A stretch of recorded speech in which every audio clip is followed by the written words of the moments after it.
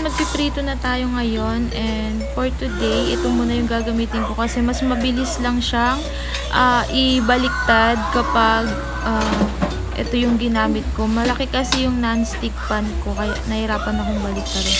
So ayan, mainit na yung ating mantika and ready na to para maglagay tayo ng ating gulay na ipiprito.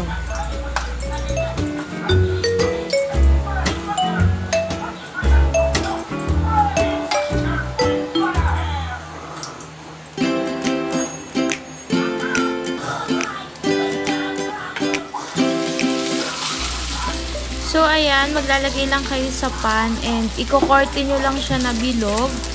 Tapos, doon sa gitna niya, lalagyan nyo siya ng butas kasi doon nyo ilalagay yung itlog para papasok doon sa ilalim ng gulay yung itlog and mabubuo yung gulay na ginagawa natin. Mapaperfect siya, maibabaliktad nyo siya ng maayos. Kasi, automatic yun, iilalim yung itlog dyan. Kung nakikita nyo, umiilalim na yung itlog dun sa ilalim ng gulay. And pag biniling nyo siya, buo na siya kasi meron siyang itlog. So, ayan.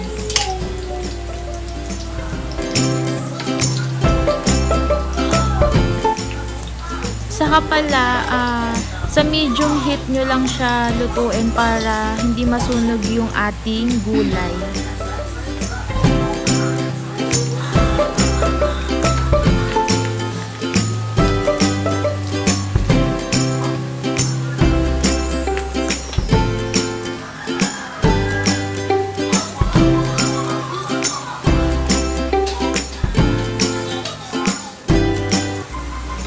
So, ayan, babaliktarin na natin and kung makikita nyo, ayan, nababaliktad siya kasi meron na siyang itlog dun sa ilalim niya.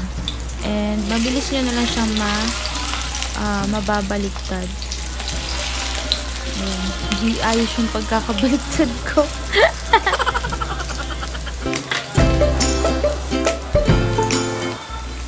So, ayan, hintayin lang natin maluto yung kabilang side ng ating niluluto and ipapakita ko sa inyo kung ano yung kinalabasan ng ating cabbage and carrot with egg.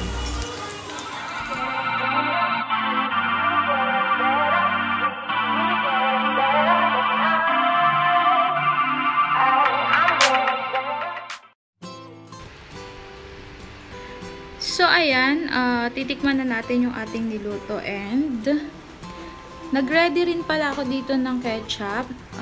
Pwede nyo siyang isawsaw sa ketchup and pwede nyo rin siyang isawsaw sa suka. So, nag-ready rin ako dito ng suka na maraming sili. Ayan, so, niready ko din. Sasawsaw ko lang siya sa suka and then titikman ko siya. Sarap siya, guys. Lasa siyang empanada. Kung nakatikim na kayo ng empanadang Ilocos, lasang empanada siya. Isasawsaw ko naman sa ketchup. Sarap siya, guys. Lasa talaga siyang empanadang Ilocos. Wala lang siyang rice flour. Rice flour kasi yung pambalot niya.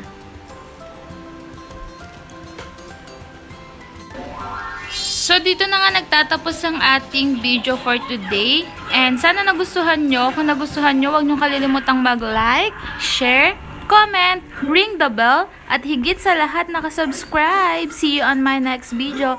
Bye-bye!